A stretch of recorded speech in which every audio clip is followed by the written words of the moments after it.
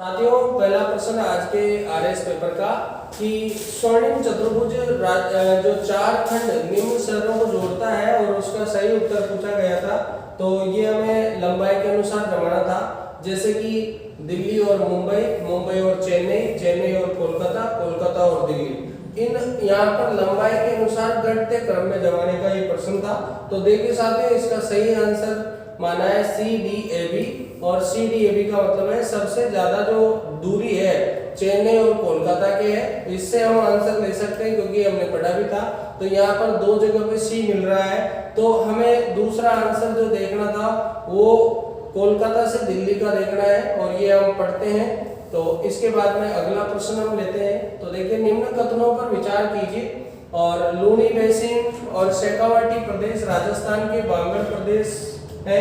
तो यहाँ पर देखो साथियों कि बांगड़ प्रदेश कहाँ है। तो साथियों, अरावली के जो पश्चिम में यहाँ पर हम देखते हैं तो ये शेखावाटी बांगड़ प्रदेश है। तो ये एक तरह से सही है। दूसरा प्रश्न यहाँ पर हमारे को दिखाई देता है कि यहाँ पर जो है दूसरा लिखा हुआ है, गग्गर का मैदान अधिकांशतः हनुमानगढ़ एवं गंगानगर में फैला है। ये बात सही है। तीसरा यहाँ पर साथियों लिखा हुआ है हमारे सामने कि नागौर उच्च भूमि में लवणीय झीलें और आंतरिक जल प्रवाह है। ये भी लगभग जो है यहाँ पर आंसर सही है। लेकिन चौथा लिखा है, अरावली श्रेणियां सभी प्रकार के खनिजों से समृद्ध है।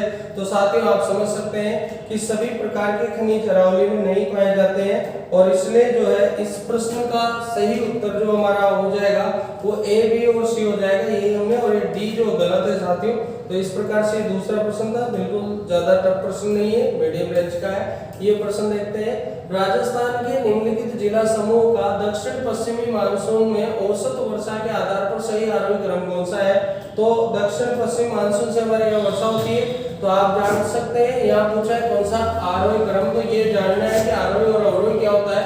अवरोही जो होता है साथियों वो होता है बड़े से छोटा, और यहाँ आरोही है तो छोटे से बड़ा। तो यानी ज्यादा वाली कोटा आ जाएगा, उससे कम जयपुर और उससे कम जालौर। तो इसका उत्तर हो जाएगा 1। इस प्रकार से इसका आंसर हो जाता है। फिर अगला प्रश्न हमारे साथ कौन सा सुमेलित नहीं है, ये प्रश्न है, और राज्य दिए हुए हैं और परमाणु ऊर्जा प्लांट दिए हुए हैं। तो इसका उत्तर देखो, कलपक्कम जो है तमिलनाडु में है, काकरापाड़ जो है गुजरात में है, सही है। केगा साथियों कर्नाटक में है, और यहाँ पर लिखा हुआ है तमिलनाडु, तो ये गलत हो गया। नरोरा यूपी में, ये सही है। तो इस प्रकार से इसका आंसर हो गया हमारा केगा वाला। अगला प्रश्न हमारे सामने है कि जयपुर, दौसा और अलवर जिलों में किस प्रकार की मृदा की प्रधानता है। तो दोस्तों, हम जब मृदा का चैप्टर पढ़ते हैं तो 4-5 प्रकार की मृदा मुख्य हम देखते हैं, और सबसे पहले हम जिस मृदा को देखते हैं वह मृदा हमारे सामने आ जाती है एरिडोसोल, फिर आ जाती है हमारे पास एंटीसोल, फिर आ जाती है वर्टिसोल, फिर आ जाती है हमारे पास इंसेप्टिसोल, और फिर आ जाती है हमारे पास अल्फिसोल। तो साथियों, पूर्वोत्तर राजस्थान में अल्फिसोल पाई जाती है। इस हिसाब से आंसर हमारा चौथा बिल्कुल राइट है। अगले प्रश्न पर आते हैं हम। 2021-22 में कुल बाजरा उत्पादन आर्थिक समीक्षा का प्रश्न है, डायरेक्ट फैक्चुअल प्रश्न है, और इसका जो हमारा राइट आंसर जो हो जाएगा वो 38.98% बाजरे का उत्पादन हुआ है। बिल्कुल सरल सा प्रश्न है। मेडटेक डिवाइस पार्क, ये आप लोगों ने चर्चा में रहा है और आर्थिक समीक्षा में बहुत नाम है इसका। बोरानाड़ा जोधपुर में है, सभी बच्चों को याद भी था। खड़ीन वाला प्रश्न भी सबको याद है, जैसलमेर आता ही है। खड़ीन कृषि भी कराई जाती है। यहाँ पर सूची को सुमेलित करने का प्रश्न है। तो आप देख सकते हैं साथियों कि कौन से जिले में कौन सी नदी बहती है, ऐसा प्रश्न है। तो आपको जो याद है उसको उठा लो। सबसे पहले कि साबी और रूपारेल नदियां पूर्वी राजस्थान में है। तो यहाँ पर साथियों ये जा रहा है अलवर की ओर। तो इससे उत्तर बना करके देखते हैं अपन कि डी में ए आ रहा है, नहीं आ रहा है। तो डी में ये 1 आ रहा है 2 जगह। इस हिसाब से यहाँ पर उत्तर हमारा 4 बिल्कुल राइट है। अगला प्रश्न हमारे सामने, निम्न में से स्थलों पर एस्बेस्टोस की खदानें कहां पर स्थित है, ये आपके सामने प्रश्न है। और इसको मैं थोड़ा सा और उधर कर देता हूं, अगर आपको प्रॉब्लम है तो ये लो। तो यहाँ पर साथियों एस्बेस्टोस की जो खदानें हैं ये हमारे सामने अर्जुनपुरा और पीपरदा की मानी गई है आंसर की के अनुसार। निम्न में से लिग्नाइट का सबसे महत्वपूर्ण संसाधन होता है, लिग्नाइट कोयला होता है, हमारे राजस्थान में पाया जाता है। तो कपूर्डी सही है, मेड़ता सही है, और ये कसनव सही है। ये यहाँ पर नया नाम है, इसी ने बच्चों को कंफ्यूज किया था। तो ये राइट आंसर है। तो यहाँ पर हमारा 11वें नंबर का प्रश्न हो गया। अगला क्वेश्चन हम देखते हैं, सुमेलित नहीं पूछा है 2023 के अनुसार, तो ये हमारे जो है संरक्षित क्षेत्रों के नाम है। तो आप जानते हैं शोषण बहुत सिंपल प्रश्न 12 वाले बच्चों के लिए, क्योंकि 12 में शोषण जो है पड़ता है और यहाँ पर दिया हुआ है बूंदी, तो ये एक प्रकार से गलत आंसर हो गया। सरल सा प्रश्न है। माउंट आबू और रणकपुर किस पर्यटक परिपथ में आते हैं? तो साथियों ये जो हमारा पर्यटक परिपथ होता है, जिसको बोलते हैं गोंगवाड़ या गोंडवाड़ जो है परिपथ होता है, और इसमें आता है ये माउंट आबू। ये बिल्कुल इसमें कंफ्यूज किया था बच्चों को मेवाड़ वाले परिपथ ने, तो इसका उत्तर ये बिल्कुल सही है, 13 नंबर प्रश्न। अगला, किस राजनीतिक दल की राष्ट्रीय कार्यकारिणी ने संविधान सभा भंग कर उसका पुनर्निर्वाचन वयस्क मताधिकार के आधार पर करने को कहा था? तो यहाँ पर राइट आंसर हो जाएगा हमारा समाजवादी। और ये प्रश्न थोड़ा सा टफ लेवल का है, लेकिन रिसर्चेबल प्रश्न है। जिन बच्चों की अच्छी रिसर्च है वही इसको कर सकता है, और कोई बस की नहीं है। अगला प्रश्न आता है हमारे सामने, कुल साक्षरता दर, और यहाँ पर ये सरल ही प्रश्न है, ज्यादा टफ नहीं है, और इसका उत्तर हमारा कोटा क्रम के अनुसार देखें तो यहाँ से उत्तर मिल रहा है, लेकिन ये 2 जगह है। तो फिर जयपुर, झुंझुनू, सीकर, अलवर, ये वाला क्रम है। जिन बच्चों का क्लियर है बहुत अच्छी बात है। अगले प्रश्न की ओर आते हैं, निम्न में से कौन सा समूह द्वारा प्रदत्त मौलिक अधिकार केवल भारत के नागरिकों को प्राप्त है? ये प्रश्न डायरेक्ट फैक्ट वाला प्रश्न है, क्योंकि ये पढ़ते हैं बच्चे, सभी पढ़ते हैं 15, 16, 19 और 30, ये भारतीय नागरिकों को प्राप्त होते हैं। अगर यहाँ 15, 16, 19 और 29, 30 लिखता तो भी ये सही था, तो ये हो जाएगा। ये अनुच्छेद केवल भारतीय नागरिकों के लिए अनुदत्त है, यानी कि दिए गए हैं। इस प्रकार से इसका उत्तर हो गया।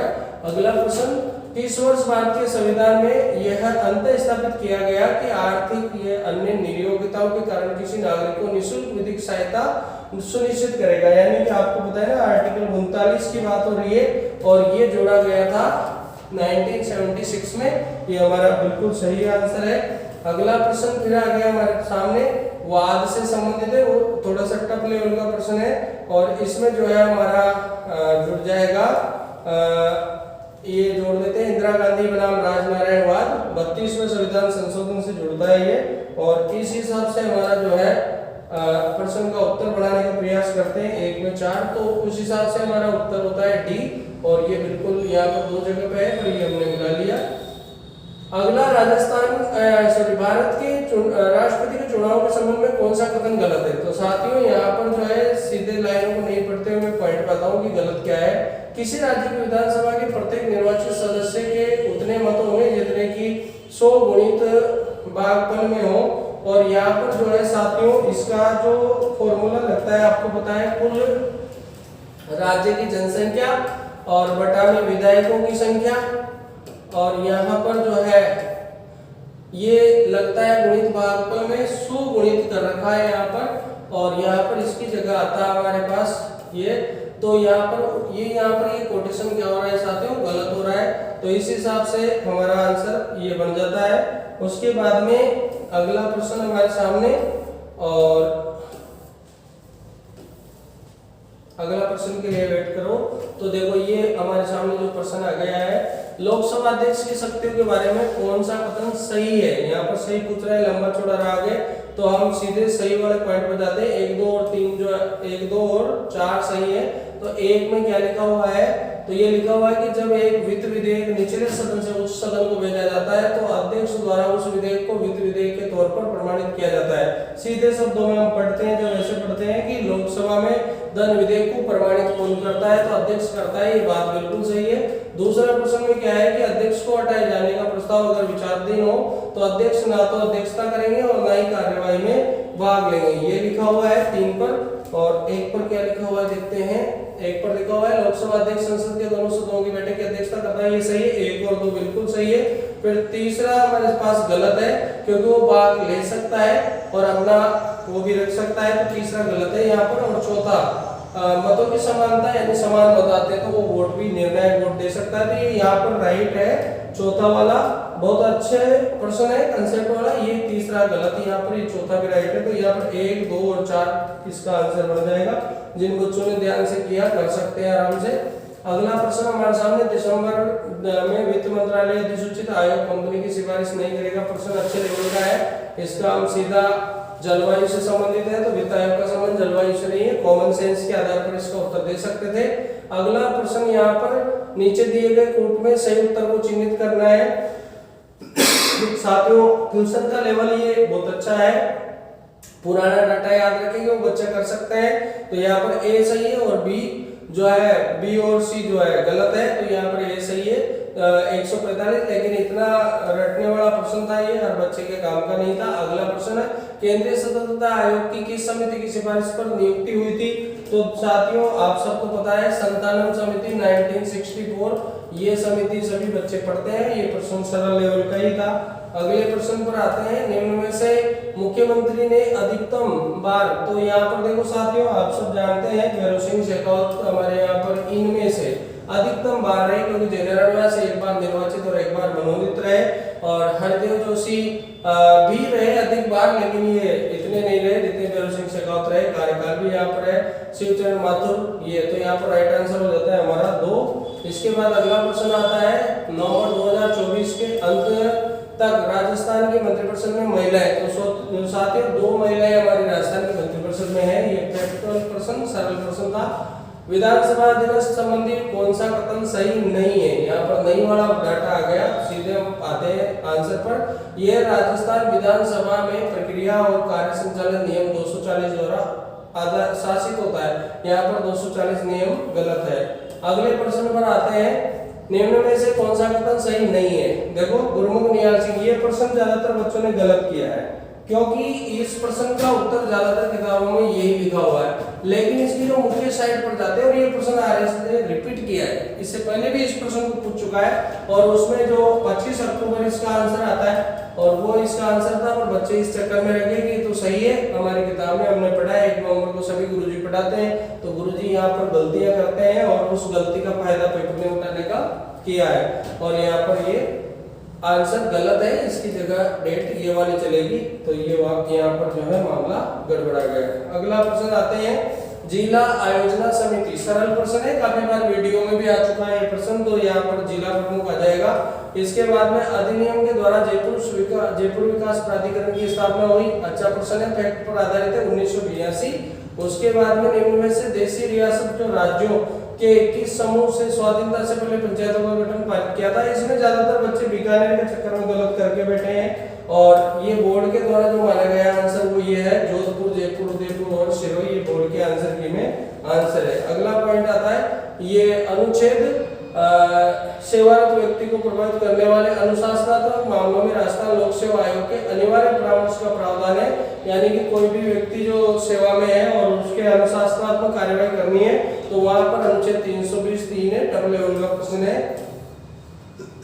प्रवीण कुमार वाला भी क्वेश्चन बहुत टफ लेवल का है, लेकिन डेट पूछ लिया, 20/4 जिनको याद थी वो आंसर कर देंगे। लोकायुक्त के बारे में क्या है कि लोकायुक्त का काम भ्रष्टाचार की जांच करना होता है। यहाँ पर लिखा है महिलाओं को यौन उत्पीड़न, ये भी कॉमन सेंस के अनुसार आंसर है।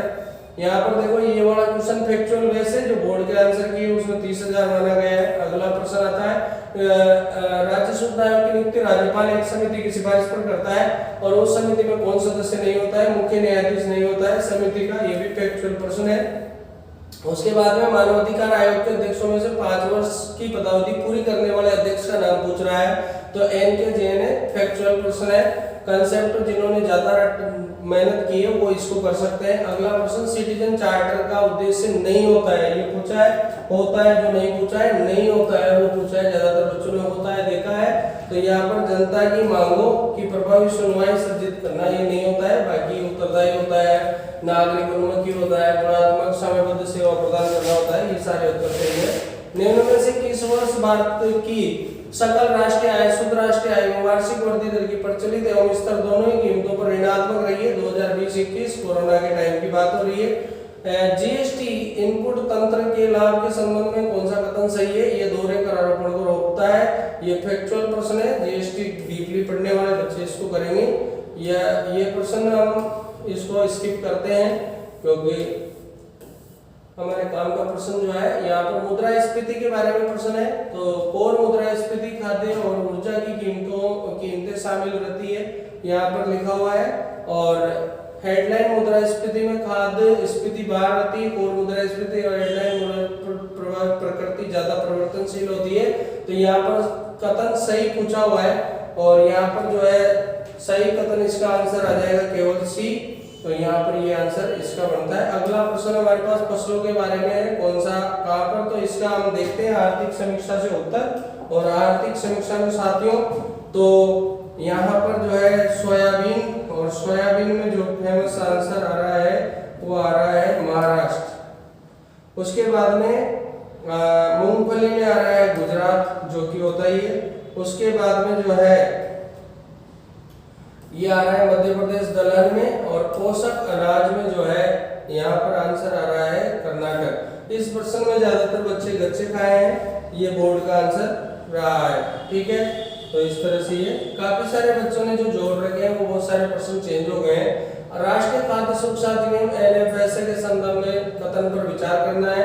5 जुलाई 2013 को अधिनियमित किया गया था, ये तो बिल्कुल सही है। और वर्तमान में 50 करोड़ व्यक्ति वाला ये डाटा जो है यहाँ पर सही नहीं है। और ये जो लास्ट में जो आबादी है शहरी 75% ग्रामीण और 50% शहरी आबादी, तो ये वाला डाटा सही है। यहाँ पर ए और सी इसका माना गया। विश्व खुशहाली रिपोर्ट 2024 के संदर्भ में कथनों पर विचार करना है। तो यहाँ पर 140 देशों में ये पड़ोसी ये दे रखा है, डाटा डायरेक्ट उठाया गया है और इसका जो सही आंसर हमारे पास केवल बी है।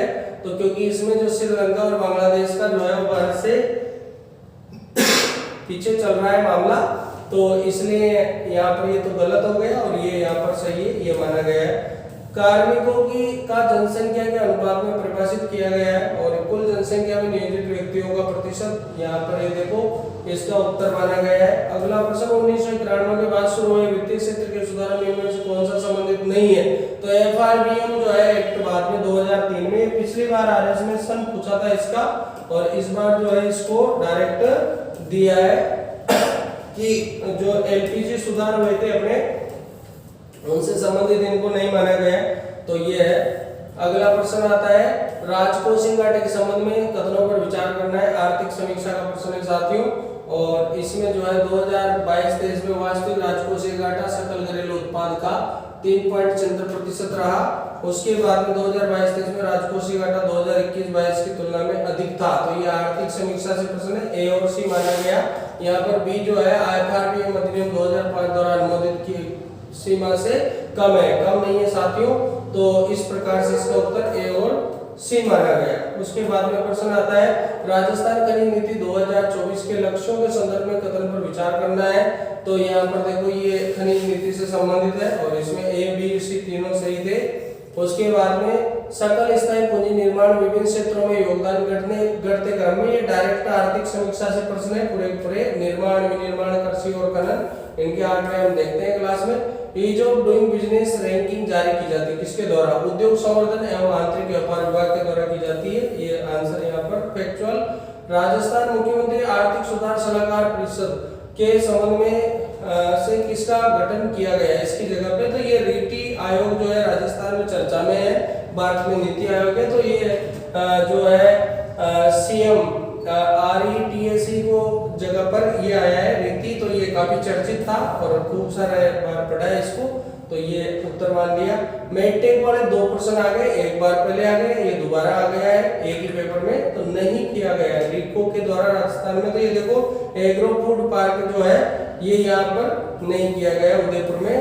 उसके बाद में राजस्थान एंड सैंड नीति 31 मार्च 2012, ये प्रश्न सेम टू सेम वैसे कैसे कब तक के लिए प्रभावी रहेगी? तो 31 मार्च 2029, आगे भी पेपर में आ सकता है ये। इसी प्रकार से ये कुछ क्षेत्र थे जो आर्थिक समीक्षा से बहुत सारे प्रश्न है। तो यहाँ पर ए वाले में 4 बना लो।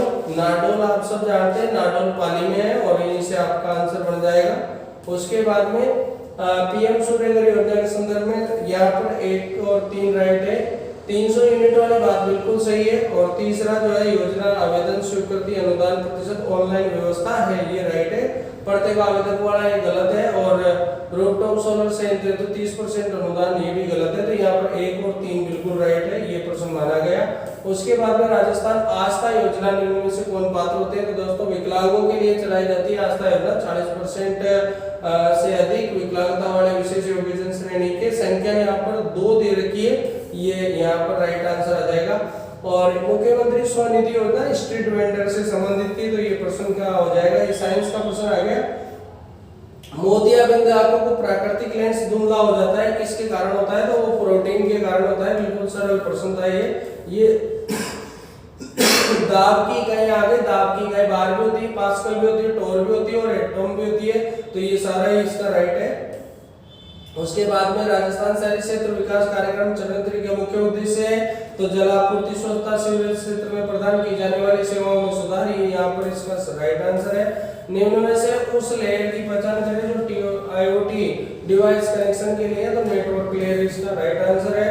और यहाँ पर ये जो DRDO के द्वारा हवाई खतरों का निष्क्रिय करने के लिए विकसित मानव पोर्टेबल वायु रक्षा प्रणाली क्या है, तो ये VSHORS RADS ये प्रणाली हाल ही में चर्चा में रही है। तो यहाँ पर देखिए साथियों, ये साइंस के प्रश्न है। आगे चलते हैं, हम जीके वाले प्रश्न लेते हैं। क्वाशियोर का तो सरल प्रश्न है, प्रोटीन का होता है। एलकेएम का सरल प्रश्न है, डायरेक्ट आ रहा है, रेलवे में काफी बार पूछते हैं इसको। आयोडीन वाला भी सरल प्रश्न है, रिपीट प्रश्न है ये चिकनगुनिया जो है एडिस, ये जीवाणु की जगह यहाँ पर आता वायरस विषाणु आता, तो ये गलत हो गया। यहाँ पर ये 101 से 200 के बीच में मध्यम श्रेणी मानी जाती है, 100 से नीचे जो है बेस्ट आता है। अल्निनो लानिनो एक प्रकार का जाना होता है, यहाँ पर सीधा ज्योग्राफी का प्रश्न है, जनरल प्रश्न है, तट प्रश्न नहीं है।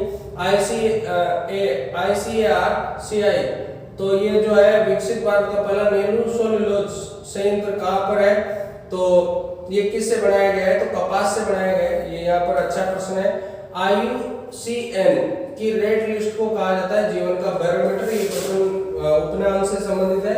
वानिकी जैव विविधता के बारे में गलत कथन का, तो 18 जिले और 8 वन्यजीव अभ्यारण्य, ये गलत है। जापान से सहयोग से ये सही है। योजना माचा जैविक में सही है, माचा जोधपुर वाले में, और यहाँ पर जल संरक्षण भी सम्मिलित किया गया है, ये बिल्कुल राइट है। यहाँ पर ये फिर से क्वेश्चन मिलान करने वाला, तो यहाँ पर हम इसको मिला सकते हैं। और इसमें सबसे इम्पोर्टेंट जो हमें पता है कि बस्सी में किसका है, तो बस्सी में साथियों अनार का है, ये काफी चर्चित है। तो यहाँ से पहले में 3 मिल रहा है 2 जगह पे, और फिर यहाँ पर बी में जो है 5 मिलेगा। तो यहाँ सागर भोज का में खजूर का है, तो खजूर का सागर भोज करेंगे अपन इस तरह से। यहाँ पर ये एक प्रश्न था, लक्ष्य जो होते हैं SDG, इनमें से स्थलीय जीवन लाइफ ऑफ लैंड कौन से लक्ष्य में है, SDG 15 में है, डायरेक्ट प्रश्न है। भारत की प्रथम कॉलोनी जो गाय है जिसका नाम गंगा है, और गंगा जो है कौन सी नस्ल से है, तो गिर नस्ल से है। इसी प्रकार से ये प्रश्न है। तो दोस्तों आज हम 79 प्रश्न पर आ गए, बाकी के प्रश्न हम अगले वीडियो में देखेंगे। और आप लोगों ने अगर वीडियो देखा है तो आप लोगों का बहुत बहुत शुक्रिया, धन्यवाद। नेक्स्ट वीडियो में मिलते हैं आगे विस्तार पूर्वक। इसमें थोड़ी सी क्वालिटी का इश्यू आ रहा है, तो उसको भी सही करके आपको वीडियो दिया जाएगा। धन्यवाद साथियों।